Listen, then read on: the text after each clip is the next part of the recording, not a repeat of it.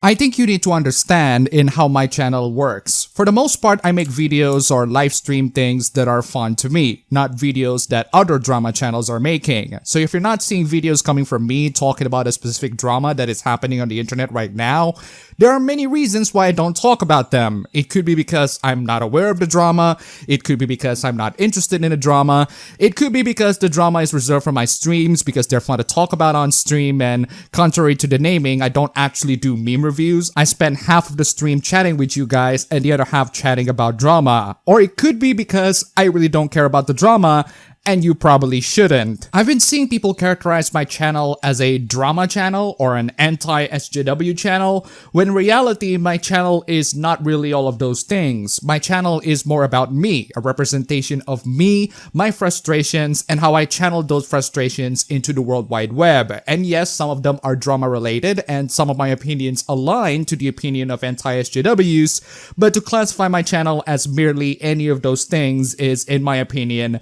inaccurate. Treat my channel as a personal blog delivered in a video or a stream format made to both entertain and inform people, rather than a channel that will give you your daily dose of drama or SJW bad. That's pretty much how I treated my channel from the very start of where I begin posting videos all the way up to this day, and I will maintain that consistency as I go on throughout my life. That philosophy has never changed, but I myself certainly have. I have certainly changed quite a lot from where I began making videos all the way up to this point in time. So let this video be a bit of a channel flashback, ranging from the very first moment I make my videos to at least around 2016. If we go on any further, this video is going to be very long, but I will probably do a second part where we dive into the spicy bits in 2017 and 2018. Before we get to the video, I want to say huge thanks to Kaylin and Nelson for the pledges on Patreon. You guys are fantastic.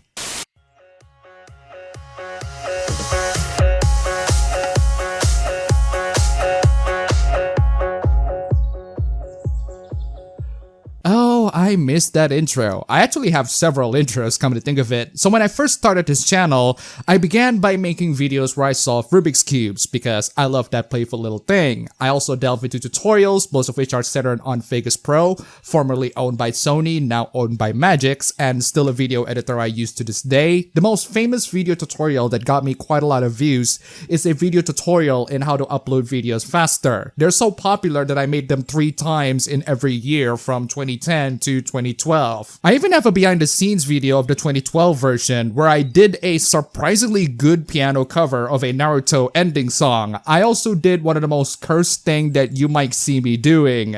I did a Gangnam Style. I just realized that back then, I dive into quite a lot of vlogs and skits. This is a classic one where I demonstrated my skill in cloning in Vegas Pro, but also my amazing skills in shooting myself in the head. The following video is on my channel, but it's unlisted because it's a very private video, but I still like to talk about it here anyway because I want you all to look at the glorious 2011 me. I mean, look at this loser.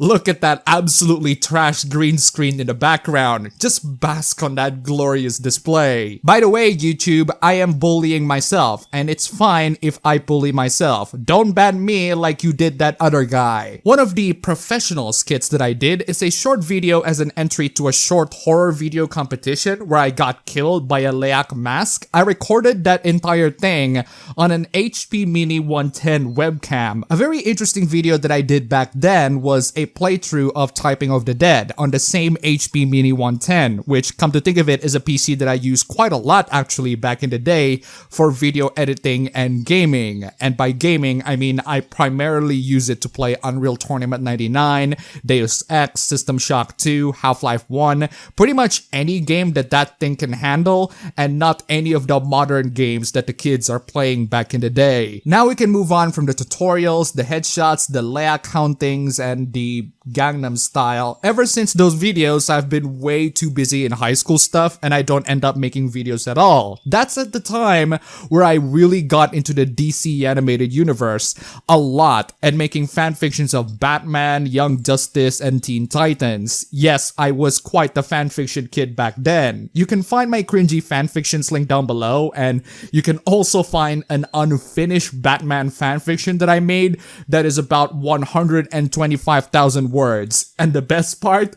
It's not even finished. Let's get into the very first few videos I made after the long hiatus. I made a video talking about how much I love Life is Strange. Yes, I somehow used to love this game. That feeling didn't last very long, especially after the second game came out and I did an entire recap on it. Keep in mind that it was 2015 and I was a dumb 18 years old. Just goes to show you how we really should raise the age of consent. Anyway, I talk about Life is Strange twice actually, and I noted how much I absolutely love the two games. I even compared Life is Strange to Steins Gate the anime and the parallels between the two. Yeah, that's all good, old Appa, except Steins Gate has likable characters, whereas Chloe can choke on a sausage. Speaking of reviews, I did quite a lot of reviews of stuff. I did a review of Bioshock Infinite, which back then I actually loved, and it's a video game that I played from start to finish in one day because I was so engaged with the story.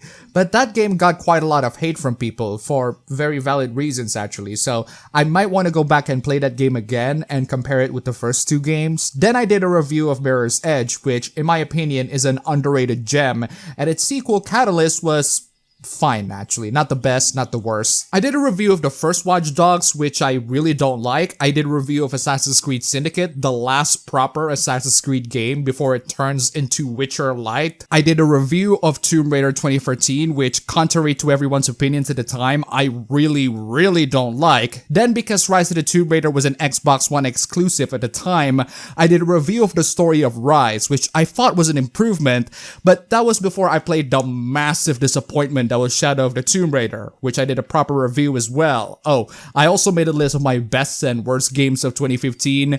Both lists are trash in retrospect. And then there are the films and anime reviews. I did a review of Star Wars The Force Awakens, which at the time I thought it was good, and even to this day I still think it was good, but it has many severe flaws, the most significant of which was the lack of interactions between the three main characters and how there are way too many action set pieces that really hamper the relationship building between all of them. It's a franchise that shows quite a lot of potential, or at least I thought at the time, before they completely butchered it in the next two films.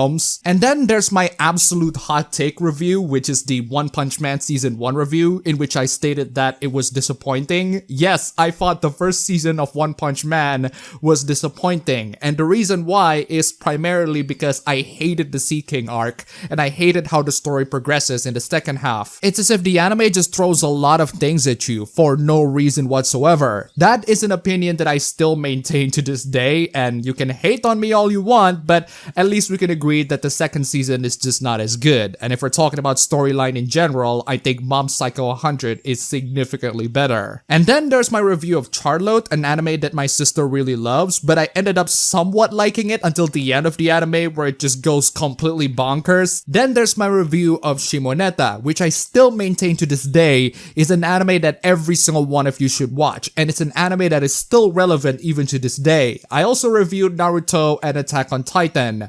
Don't watch those reviews, they're trash. This is also a point where I discuss about Hooplas. One of the very first Hoopla vlog that I made a video about was in regards to Bethesda and Ubisoft blacklisting Kotaku because they always leak their games. Oh, boo-hoo Kotaku, maybe stop breaching people's trust. Although to be fair, considering the kind of trash that Ubisoft and Bethesda do these days, they haven't really gained my trust. In fact, they have practically destroyed my trust with the amount of anti-consumer BS that they have done. Ah, yes.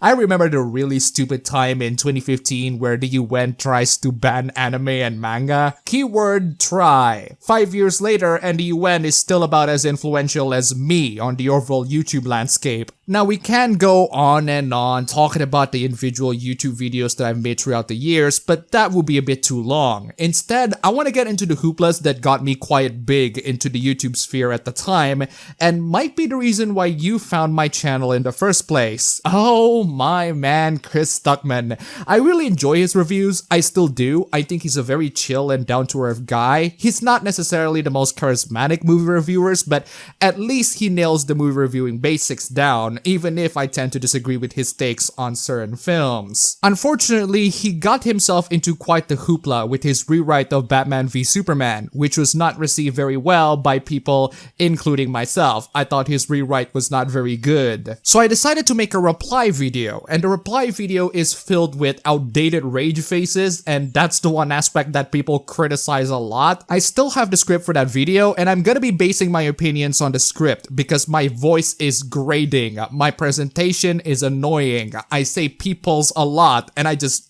don't like the video in general. I just want to focus on the points that I made, and that is much easier with the script. Fun fact about that video, Chris's then fiance and now wife actually noticed that video. I noticed that she was on the comment section. I couldn't find the comment, but she was there, so I suspect that he might saw my video as well. Now, a really good point that I did make on that video is the fact that at the time, Chris is really contradicting himself. He said that his rewrite of Batman v Superman is not a big deal, and that people shouldn't make a big deal out of it.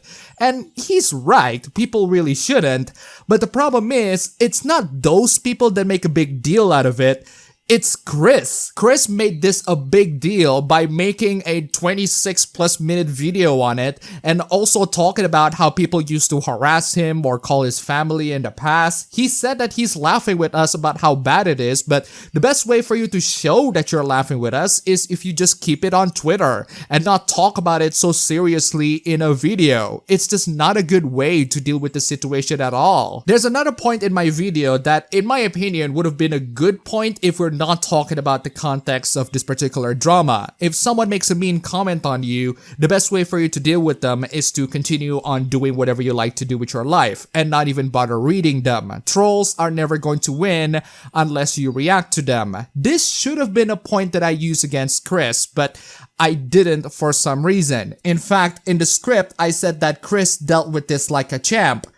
I disagree past me, he did not, but that was a past drama, and that past drama actually got me a lot of subscribers and people who say that that was a good video. I suppose people's standards are really low back then because that was not a good video. The next hoopla that got me quite a lot of attention from people is in regards to video game censorship, specifically Fire Emblem Fates and Tokyo Mirage sessions. Man, those are good times. This is an instance where you can definitively prove that people who localize video games can be really bad at their job. Looking back on the hoopla, a majority of people agreed that Fire Emblem Fates is a disappointing entry of the series that cannot hold a candle to Awakening's booming popularity. Thankfully, Three Houses, in my opinion, managed to excel that game in almost every department. One of the hooplas that got Fates with the censorship boot is the controversial petting minigame, and how that minigame signifies Fire Emblem's transition from waifu chess with the emphasis on chess to waifu chess with the emphasis on waifu, a decision that die-hard Fire Emblem fans still find unacceptable to this day. With Three Houses, I love how the petting minigame is now replaced with a more wholesome tea party segment, and that's a really good strategy for future developers. Euphemism 101, replace anything that might insinuate something dirty with something more wholesome instead. What do you think a cup of coffee means these days? Now, the first video where I talk about this was back in 2015, and this covers more of the general information and some people's feedback to the hoopla. The next three videos is sort of a three-parter. Again, I'm going to be basing this on the script so that I can focus more on the points that I made rather than the presentation, which, well, they're trash. Reading through the script, and it's not really that bad at first, there are points that I would make even to this day. A segment on the video is a response to a video from Bryhard in regards to localization. My problem with that video is that he gives a very general information and not go into specifics, which sort of makes it look like he's justifying the bad localization practices that we've been seeing. And my point still stands. A lot of people who defend localization will always say, localization is necessary. Here are the examples where they are. We never said that they're not necessary. We merely criticize the really bad ones and say, don't do that. But you interpret it as not do localization as a whole. Also, old me, translating and adapting a particular medium media in order to fit with certain cultural values and beliefs of others is exactly what they are doing, because in their particular cultural values and beliefs, anime is bad and therefore should be censored. Then I talk about dubs in regards to localization and how I unironically stated that the dub for Ghost Stories is amazing. Well, it is, but not because it's legitimately amazing. Drop the Krispy Kreme, Serpico! We need your help here! here! My house look like my father and my brother after 9 months. Yeah, It's because the dubbers really don't care, and now the entire thing is turned into a meme, and after the comedy runs out, I've seen the people in recent years retroactively hating the dub, which is very strange, but that's not what bothers me. What bothers me by this segment is when I put the dub for Ghost Stories on the same level as actually good dubs from Ouran, Cowboy Bebop, and Ergo Proxy, or at least good in my opinion. The framing is just not a very good one. And in regards to dubs, I actually made an example in how dubs can drastically change characters or personalities. I highlighted an example with Ouran High School Host Club and how the English dub of Ouran makes Haruhi to have a more cynical personality than her Japanese counterpart. It's quite strange in how I highlighted this as a good point, even though this should be the primary reason in why we shouldn't change so much in localization. While I personally do like a more cynical Haruhi and how in my opinion it fits her character more, that might not have been the creator's original intent. I'm actually surprised that people do not flame me for this point, or at least the most popular comments don't. So that's the first part, and now let's get into the second part. The one part that I absolutely freaking hate on the second part of the video is where I called a character's pelvic bone the notorious V-bone meme, and I said that unironically. Well, let me explain to you why I say them unironically. It's because I'm not very good at English and I don't know the term for that particular body part. It was a genuine mistake in my part, but hey, the fact that I used the V-bone word unironically is enough for people to completely dismiss my points. Which, by the way, what are my points exactly? Actually, my points are not that terrible in retrospect. In that video, I talk about the many things that Tokyo Mirage Session censored and how the ideal censorship audiences don't like several things, such as people who don't like attractive legal characters, people who can't stand miniskirts, etc, etc. The point that I'm making is those kinds of people are practically non-existent in the realms of JRPG fans, or at least the real ones, and not the ones who play Persona and pretend to be a JRPG fan because they play one game. Why make video games to appeal to people who will not like the video games, rather than the fans who have enjoyed your games for a while? That is a general point from the video, and a point that I still stand by even to this day. So, what's the problem with this point? Well, the problem is, I'm bad at statistics, and I have never seen anyone call me out on this. So I grabbed the trailer views of The Division, Doom 2016, Uncharted 4, XCOM 2, and Overwatch. I compared the views of those trailers with the view of the trailer for Tokyo Mirage Sessions. Why? It's to make the point that there are so little people who are excited with the game.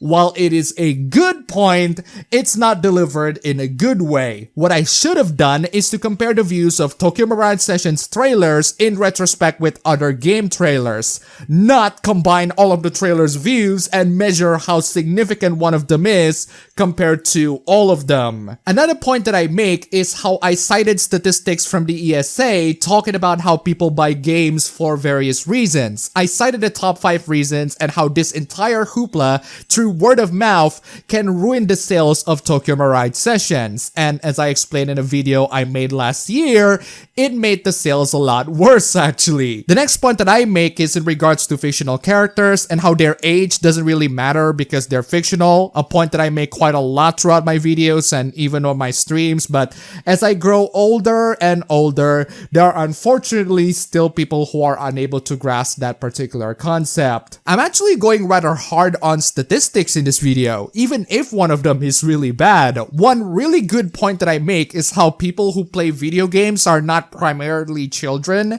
and I cited again the ESA statistics of the age demographic. Not that Tokyo Mirage Sessions is the kind of game you'd market to children anyway. Actually, script-wise, the points that I make are not that bad. It's just the overall presentation, the statistics, the fact that I unironically say V-bones, and the rather long tangent about fictional characters.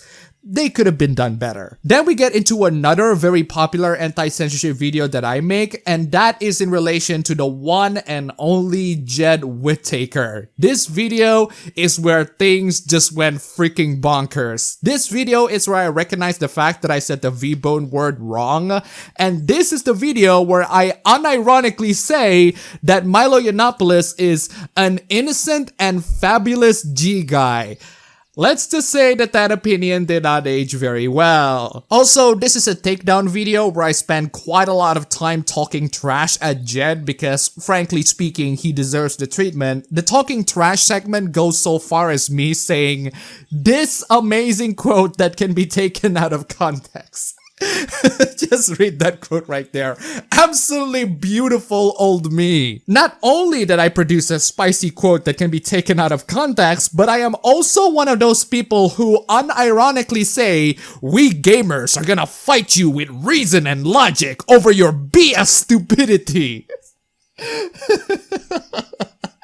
Yeah, that's the cringy and emotional anti-SJW side of me speaking. And speaking of cringy and emotional, this paragraph is amazing. I am using reason and logic to fight for anime honkers to not be censored, and I will use reason and logic to fight for it, rather than using blind ideological morality to have them censored. If we don't fight for the existence of anime honkers and their rights to exist, we might live in a dystopian, censorious society. You see, I agree with you, Pass Appa. You're just cringe. In retrospect, I was quite emotional in this video, even resorting to dropping very naughty F-bombs. Now, this might be just me, but if I write videos with curse words or F-bombs, it made me sound more angry than I should, which is why I don't write videos with curse words anymore. That and YouTube really doesn't like it. And this particular takedown video made me realize that angry me is just really cringy, and I would rather not have angry me in any situation. Analytical me, even on its worst, is still better than angry me, and I was quite angry on that one. And here's another hoopla that I got big for. It's a hoopla regarding the all-female Ghostbusters reboot. I've complained about this film a couple of times back then, and it's only until years later when I decided to watch the film and do a bit of a recap on the film that I realized that the hate towards the film is perfectly justified. But with that being said, it's not as bad as everyone make it out to be. It's just not a good film. It's a bore fest actually. See my recap. The first video in the Ghostbusters hoopla, I apparently dropped the nasty F word. Woo! Appa, you're getting quite spicy. But the video is mostly talking about the points that are already being discussed by so many people. The film is pandering, the trailer is pandering, the film has a black character who knows the street stereotype and how it's discriminatory. Wait, what? In that 2015 video, I also said that I will see the film when it came out. I lied. I didn't see it when it came out, but I did see it way after it came out, so better late than never. One of my Ghostbusters hoopla video is how not to deal with criticism. This video is a really big walking contradiction. I criticized Paul Feig for saying that geek culture is home to some of the biggest a-holes, but at the same time, I also said that if there are any terrible or harmful feedback, you should either ignore these feedbacks or tell them to go screw themselves. Well, Appa, that's what Paul Feig did. So what's the problem here? Well, the problem is the harmful feedback that Paul Feig received, some of them are genuine criticism, and one of which he just flipped off. Unfortunately, this point is not delivered as well as I thought it should. But then, the absolute peak of this entire Ghostbusters hoopla came in when James Rolfe decided to speak out and say that he refuses to see the film, to which everyone in the vicinity loses their minds. I find it amazing that the feedback that he received for him simply stating that he's not going to see the film